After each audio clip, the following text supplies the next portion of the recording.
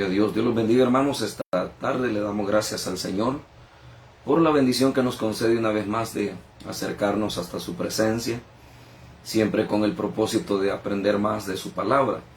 En esta tarde sea bienvenido usted que está pendiente de este espacio, como también aquellos que en el tiempo que Dios les permite el poder conectarse y poder escuchar un mensaje de la palabra, lo hacen pues con toda libertad. Usted que está en su trabajo, usted que está en su casa, sea bienvenido. Agradecemos a Dios por su don inefable, su gracia infinita que nos presta la salud, nos da la vida para poder estar delante de su presencia. Vamos a leer en el libro de Apocalipsis capítulo número 2, el capítulo número 2, versículo número 8 en adelante. Vamos a leer ahora esta porción de la Biblia y nos corresponde estudiar a la iglesia de Esmirna.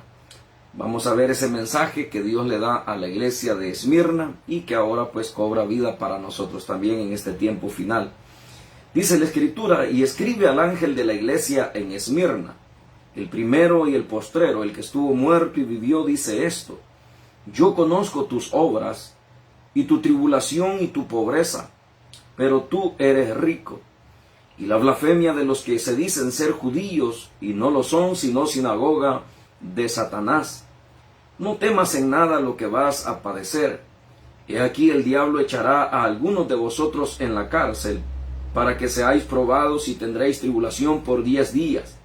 Sé fiel hasta la muerte, y yo te daré la corona de la vida. El que tiene oído oiga lo que el Espíritu dice a las iglesias.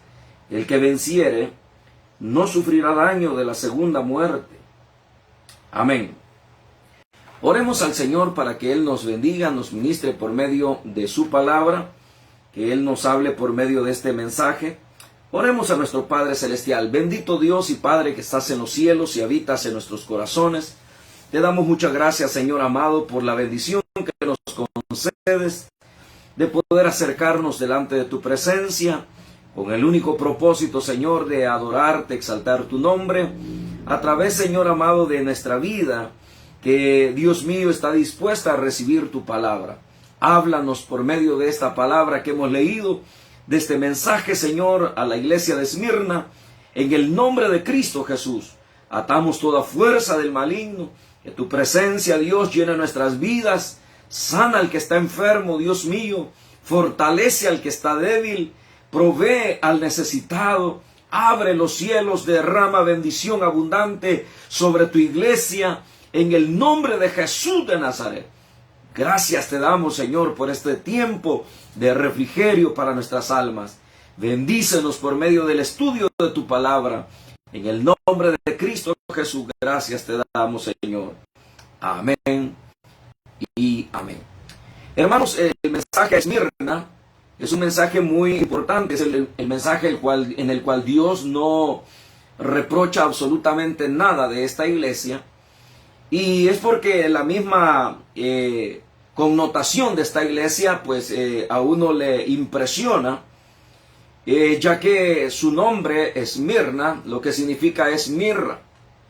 Y prácticamente la mirra era aquella hierba que era, hermano, triturada para que despidiera el aroma, la esencia, y de esa manera hacer como olor grato, olor fragante. De igual manera esta iglesia, que abarca del periodo del año 64, de la era de los apóstoles, hasta el año 313, fueron los años más difíciles para la iglesia perseguida, la iglesia sufriente, la iglesia que pudo ver lo más crudo del sufrimiento por Cristo, o sea, el sufrimiento y todos los padecimientos que la iglesia ha tenido más terribles se han dado en este periodo.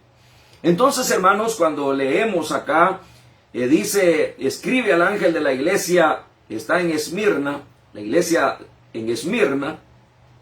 Esmirna sería lo que ahora equivale a lo que es Turquía, y fue fundada prácticamente por Alejandro el Grande, y es una ciudad, hermano, que de alguna manera fue como la sede prácticamente de este tiempo de sufrimiento para la iglesia. Por eso cuando dice acá, escribe el ángel en la iglesia en Esmirna, el primero y el postrero, el que estuvo muerto y vivió, dice esto. La presentación que el Señor hace de sí mismo es una presentación gloriosa, porque en ningún mensaje nosotros encontramos un saludo, una identidad de parte del Señor, como la identidad que ahora encontramos acá en este versículo. El Señor se identifica como el primero y el último, el postrero, y el que estuvo muerto y vivió.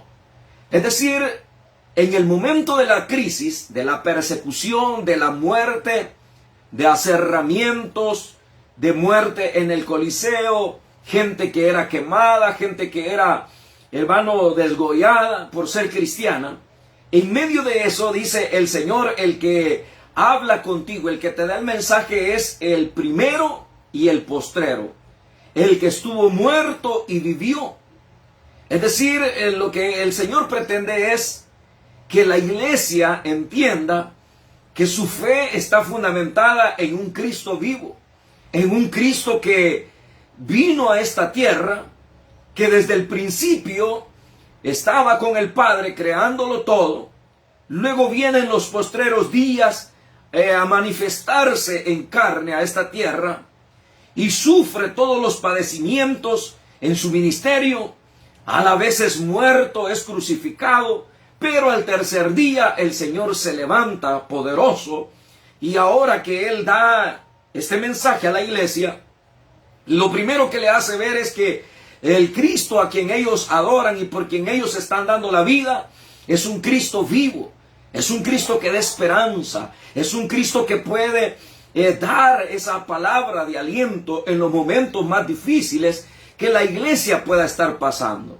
Cuando como iglesia, como cristianos, pasamos por pruebas y por situaciones adversas difíciles, no hay, hermanos, mensajes, no hay palabras que puedan levantar el ánimo de la cristiandad, sino la realidad, hermano, de que nosotros tenemos a un Cristo vivo, a quien adoramos, a quien exaltamos, que está sentado a la diestra del Padre, y que en los momentos más difíciles, por ejemplo en el capítulo 7 del libro de los Hechos, cuando en estos años de sufrimiento de Esmirna, del padecimiento de la iglesia primitiva, Esteban está siendo apedreado, se abre el cielo y el Señor se deja ver glorioso sentado a la diestra del Padre, como queriéndole decir a Esteban: Esteban, no temas morir, ser un mártir por mí, por mi causa, por mi evangelio, porque yo soy un Cristo vivo, estoy a la diestra del Padre y aquí te voy a recibir.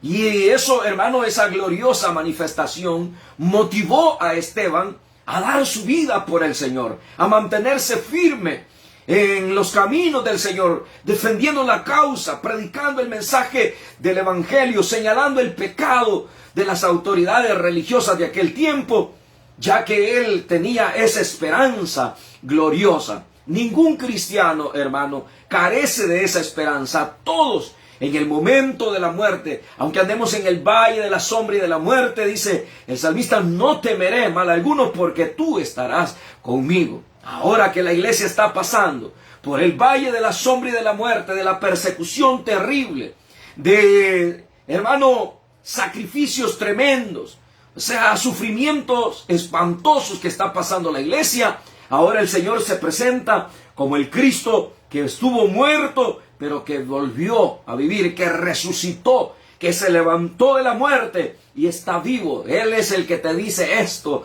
dice el Señor, como que dice, el Cristo vivo te dice esto, te da este mensaje. ¿Y cuál es el mensaje? Dice: yo conozco tus obras y tu tribulación y tu pobreza, pero tú eres rico. Fíjese el contraste. Tenía buenas obras, tribulación, pobreza, pero dice: pero tú eres rico. Y la blasfemia de los que se dicen ser judíos y no lo son, sino sinagoga de Satanás. Es decir, que la apariencia muchas veces de la iglesia no es la esencia de lo que la iglesia vive. La iglesia está padeciendo, y probablemente había gente que se mofaba, se burlaba y decían: pobres creyentes, pobres cristianos, cómo son torturados, cómo son maltratados. Su Dios los ha abandonado, están en la completa pobreza. Ellos mismos decían que eran pobres, que no tenían grandes riquezas, pero la visión del Señor es otra. La visión es: tú eres rico. Es decir, hermano, la riqueza de la iglesia consiste en aquella, voy a decir, firmeza que la iglesia tiene en los momentos más difíciles. El verdadero cristiano se manifiesta cuando llegan las pruebas, cuando llegan las situaciones difíciles, porque cuando todo está bien, hermano, cuando hay salud, hay trabajo, hay dinero, pues la gente se olvida de Dios, la gente no se acuerda de Dios, no quieren congregarse, no quieren leer la Biblia, no quieren buscar de Dios, no quieren servir al Señor. Pero cuando hay situaciones difíciles en la vida, es cuando las personas buscan más de Dios y como que surge el verdadero carácter de los cristianos. Ahora, la iglesia acá realmente lo que está padeciendo es por causa de Cristo. Y aunque todo el panorama era sombrío, aunque ellos están en tribulación, ellos están en pobreza, pero el Señor le dice: pero tú eres rico. ¿Pero por qué? Porque estaba en una dimensión de firmeza espiritual, en una dimensión donde no se ha doblegado, donde no se ha echado para atrás, donde no han renunciado a la fe. Y es más, dice acá: y has probado a los que se dicen ser judíos y no lo son, sino que son sinagoga de Satanás. Uno se pone a pensar, ¿cómo es posible que a los miembros de su pueblo, de Israel, ahora el Señor dice que son sinagoga de Satanás? Es que en este tiempo el judaísmo se dividió. Hubieron un grupo de judíos que abrazaron la fe, creyeron en el Señor. Incluso cuando el Señor estaba en su ministerio, hubieron muchos judíos que creyeron en Él. Algunos fueron expulsados, otros a escondidas, como Nicodemo de noche buscó al Señor, José de Arimatea y tantos judíos que conocieron al Señor y reconocieron que era el Mesías. De igual manera, en el tiempo de los apóstoles, desde el año 64 hasta el año 613, la iglesia se mantuvo evangelizando a judíos, gentiles, a griegos, no griegos, a personas de otras naciones. Y hubo un grupo de judíos que amó a los cristianos, se unieron a ellos, pero hubo un grupo que prácticamente se mantuvo como el ala radical del judaísmo, que no amaban a los cristianos, sino que los aborrecían y prácticamente se unían a los enemigos de Dios para quitarle la vida, para destruirle. Acuérdense que cuando el Señor fue crucificado, muchos judíos gritaron: crucifícale, crucifícale, crucifícale. Había mucha gente que había creído en el Señor, pero había muchos judíos que lo aborrecían y prefirieron que lo crucificaran. Ahora el Señor les llama sinagoga de Satanás, porque tenían sus sinagogas, sus lugares de reunión, pero prácticamente eran personas que odiaban y aborrecían a los judíos, a los cristianos que habían abrigado la fe en el Hijo de Dios. Por eso dice aquí: los has probado, y son, dice, sinagoga de Satanás. Versículo número 10. Dice: no temas en nada lo que vas a padecer. He aquí el diablo echará a algunos de vosotros en la cárcel para que seáis probados, y tendréis tribulación por 10 días. Sé fiel hasta la muerte, y yo te daré la corona de la vida. Dice que tremendo es esto. La vida cristiana no todo es color de rosa. Llegan momentos y situaciones difíciles donde Dios está probando la fe. Dice acá: y seréis probados por 10 días. Van a tener tribulación por 10 días, dice. Van a ir a la cárcel, van a ser llevados a la cárcel. Naturalmente ellos iban a padecer por el Señor. El Señor conoce el futuro de la iglesia, los padecimientos, todo lo que iba a acontecerles. El Señor lo conocía perfectamente. Y ahora se los está advirtiendo y le dice que por 10 días tendrían tribulación. El diablo los echaría a la cárcel. En este tiempo es donde se dieron las más grandes persecuciones. Si usted recuerda la persecución de Saulo, cómo llevaba a la cárcel a los cristianos, cómo los arrastraba, cómo los hacía blasfemar. Entonces, la palabra que el Señor está dando acá a la iglesia es una palabra de advertencia. Van a ser probados, porque dice la Biblia que nosotros tenemos que ser probados como el oro en el fuego.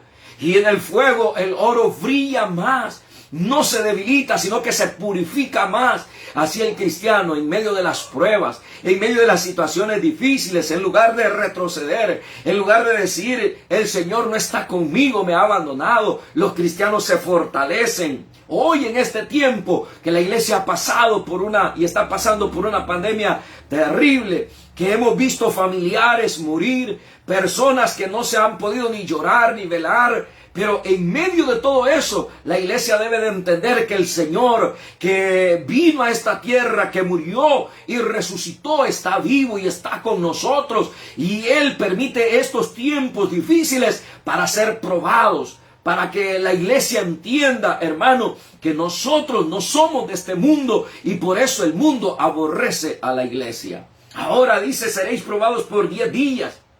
Y le hace el llamado, sé fiel hasta la muerte y yo te daré la corona de la vida, que es la que Pablo dice, que no solo a él Dios se la va a dar, sino a todos los que esperan su venida. Pero Pablo lo está diciendo en el contexto que está en el momento de su muerte. Yo ya estoy para ser sacrificado. El tiempo de mi partida está cercano, ya me lo dijo el Señor. Pero dice, el Señor me va a coronar. Y no solo a mí, sino a todos los que aman su venida. Ahora dice acá, sé fiel hasta la muerte, hasta el último hálito de vida, hasta el momento en que el Señor nos llame a su presencia. Debemos de serle fieles al Señor. Qué triste es a veces ir a sepelios de personas cristianas, entre comillas, que no se puede asegurar la salvación de ellos, no se puede asegurar en qué lugar están, cómo habrán pasado el valle de la sombra y de la muerte, porque dejaron muchas dudas en su vida cristiana. Ojalá que usted no sea de esos, que usted sea una persona que se mantiene firme, amando a Dios, congregándose, santificándose, guardándose para el Señor, amando la palabra de Dios, escudriñándola. ¿Por qué? Porque pueden venir momentos difíciles a través de los cuales el Señor permita situaciones de prueba para probar nuestra consistencia espiritual. Acá dice, 10 días seréis probados por 10 días. Sé fiel hasta la muerte y yo te daré la corona de la vida. Oiga, sé fiel hasta la muerte y yo te daré la corona de la vida. Cuando vemos acá, hermanos, en la palabra que dice que va a sufrir la iglesia por 10 días. 10 días. ¿Qué representan esos 10 días, hermanos? Bueno, algunos comentaristas han llegado a la conclusión que esos 10 días se estaba refiriendo el Señor a las 10 más terribles persecuciones que la iglesia iba a pasar. En manos, hermano, de Nerón, Diocleciano, Trajano, todos aquellos hombres, hermano, que dieron decretos en contra de la iglesia desde el año 64 hasta el año 313. Se cree que hubieron 10 decretos para destruir la iglesia, para hacerla desaparecer. Se hicieron las torturas más terribles que pueden haber. Usted puede leer los libros de los padres de la iglesia, puede leer el libro Torturado por Cristo, puede leer El mártir de las catacumbas, puede leer muchos libros que le pueden ayudar a entender el contexto de las terribles torturas que hicieron a los cristianos en estos 10 decretos que el Señor ya le había advertido a la iglesia que habría de padecer en manos de los mismos hombres, y que Satanás habría de meter su mano para meterlos en las cárceles y atormentarlos por 10 días. Pero el Señor les hace el llamado, sé fiel hasta la muerte y yo te daré la corona de la vida. Yo te daré esa corona de la vida. Y esa es la esperanza que todo cristiano tiene. Que aunque acá en esta tierra, hermano, podamos tener situaciones difíciles de persecución, de padecimientos, no obstante, podremos decir, como Policarpo, que vivió en este tiempo, y cuando le dijeron, renuncia al Señor. Él dijo hace 86 años que yo le sirvo y jamás Él me ha hecho ningún mal. Con todo gusto voy a dar mi vida por el Señor. ¿Por qué? Porque Él había aprendido. Y eso se dio en este tiempo, cuando Él era perseguido por su fe, cuando querían que renunciara a su fe. Él dijo 86 años le he servido. Hay cristianos que no duran mucho, 10 años, 20 años, 30 años y algunos retroceden, pero esto es ser fiel hasta la muerte. No hay un tiempo, sino ser fiel hasta la muerte. Yo te daré la corona de la vida.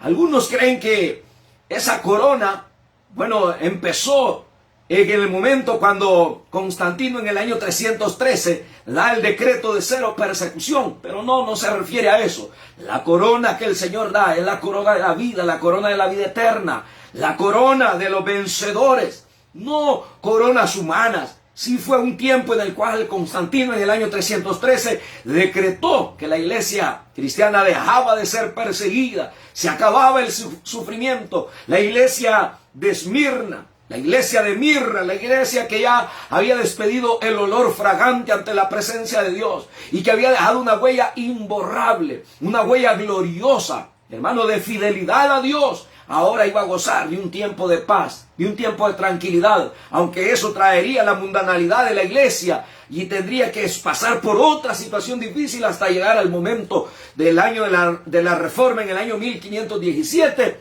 o antes en el año 1500, pero hermanos, lo importante es que esta iglesia dio testimonio, por eso no hay reproche alguno para ella, sino que dice: el que tiene oído, oiga lo que el Espíritu dice a las iglesias. El que venciere no sufrirá daño de la muerte segunda.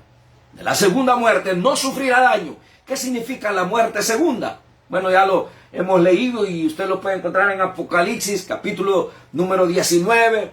Cuando se da el juicio, el capítulo 20, ante el gran trono blanco. Y la muerte segunda se da cuando es la separación total de Dios en el infierno, cuando la persona vivirá por toda la eternidad separada de Dios en un infierno que arderá día y noche por toda la eternidad, separado de Dios por toda la eternidad. Esa es la muerte segunda, ser echado al lago de fuego, sufriendo por toda una eternidad. Por eso el Señor dice: sé fiel hasta la muerte, aunque has sufrido, pero yo conozco tus obras, conozco tu trabajo, y sé que has padecido, y vas a padecer más, y vas a ser probado más, pero sé fiel hasta la muerte. Solo serán 10 días. Qué bueno que Dios, hermano, siempre sabe que nosotros no podemos aguantar mucho, y Él sabe el límite que la iglesia tiene. Y llega el momento en que la prueba desaparece, y la bendición de Dios viene para cada uno de sus hijos. Qué bueno es nuestro Señor. Alabemos su gracia y su misericordia. Y si te has debilitado en los momentos de las pruebas, vuelve a levantarte, busca a Dios, entrégale tu vida al Señor. Y si por miedo a los padecimientos no le has entregado tu vida al Señor, no le tengas miedo a ser cristiano. Es mejor sufrir por Cristo que sufrir por pecador. Oremos al Señor. Padre, te damos gracias por tu palabra, Señor, que nos orienta, que nos consuela, que nos advierte. Dios mío, te pido por aquellas vidas que no se han entregado a ti. Usted que no le ha entregado su vida al Señor, ábrale su corazón al Señor y dígale: Padre que estás en los cielos, Señor amado, te suplico en el nombre de Jesús que entres a mi corazón. Creo que moriste por mí y que estás vivo, resucitaste al tercer día para darme vida eterna. Reconozco que soy pecador y que no puedo hacer nada para cambiar. Transfórmame, cámbiame, lávame con tu sangre preciosa. Te entrego mi vida, mi alma. Te entrego mi ser. En el nombre de Jesús, perdóname, Padre. Te entrego toda mi vida, desde ahora y para siempre. Usted que se reconcilia, dígale: Señor, dame una segunda oportunidad. Me arrepiento de todos mis pecados. Señor, me arrepiento de haberme alejado de tus caminos en el momento de la prueba, pero ahora me vuelvo a ti. Perdóname, cámbiame. Toma mi vida, toma mi corazón, toma mi alma. Y que nunca, Señor, yo vuelva atrás. Que siempre pueda estar firme, amándote, sirviéndote, viviendo para ti, Señor. Y si las pruebas van a llegar a mi vida, dame la fuerza para sobrellevarlas y salir adelante como un vencedor, para que tú me corones. Te doy gracias por una segunda oportunidad. Gracias, Señor, en el nombre de Jesús. Padre, te pido por los que están enfermos. Extiende tu poderosa mano, Señor. Sana cada vida. En el nombre poderoso de Cristo Jesús. Señor, interviene con poder. Glorifica tu nombre. Por tus llagas hemos sido curados. Levanta, Señor, mi hermano Roberto Arévalo. Levanta, mi hermano Waldemar Arias. Señor, sánales. En el nombre de Jesús de Nazaret. Glorifícate, Señor. Mira, Señor, la nietecita de mi hermano que te está clamando. Señor, en el nombre de Jesús, sánala. Señor, corte ese COVID. En el nombre de Cristo, sánale para la gloria de tu nombre. Glorifícate, Señor. Mira esa vida que está en ese hospital sufriendo, padeciendo. Levántala. Señor, sana toda la gastritis. Corte ese cáncer de raíz, Señor, en el nombre de Jesús de Nazaret. Glorifícate, Señor, toda leucemia, todo problema en la vista, todo problema en los bronquios, en los pulmones. Ahora desaparece en el nombre de Jesús. Por tus llagas hemos sido curados. Por tu sacrificio, Señor. En tus manos pongo cada vida. Señor, provee a los necesitados. Abre los cielos, Señor, derrama bendición. Que no falte el alimento en la casa. Que no falte, Dios mío, el techo. Que no falte, Dios mío, la provisión para tus hijos y tus hijas. En tus manos, Señor, encomiendo cada vida. Señor, glorifícate. Señor, consuela al que está triste. Aquel que ha perdido un ser querido, consuélalo, fortalézalo, anímalo, llénale con tu espíritu, llénale de tu presencia. En el nombre de Jesús, recibe el amor, reciba la visitación del Señor, recibe el toque de Dios. En el nombre poderoso, en el nombre glorioso de Cristo, te doy gracias por cada vida.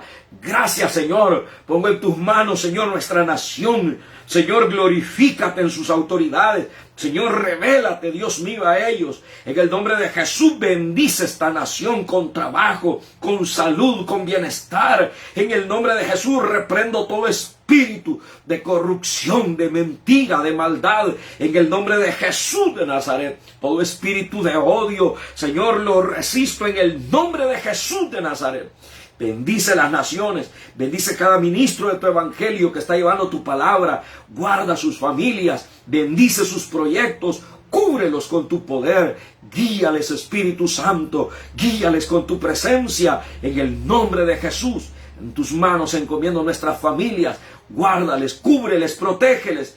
Señor, dale salud, dales tu bienestar, en el nombre de Cristo. Recibe toda gloria, toda honra hoy y por siempre. Gracias te doy, Señor. Gracias, Padre eterno. Recibe, hermano, en el nombre de Jesús. En el nombre de Cristo, gracias te doy, Señor. Gracias por tu palabra. Gracias, Señor, en Cristo Jesús. Amén, Señor. Y amén. Amén, hermanos. Dios los bendiga a todos. Esperamos que comparta usted este mensaje. Dios está con cada una de sus vidas. Nos vemos hasta otro estudio, hermanos, de la palabra. Dios me los bendiga.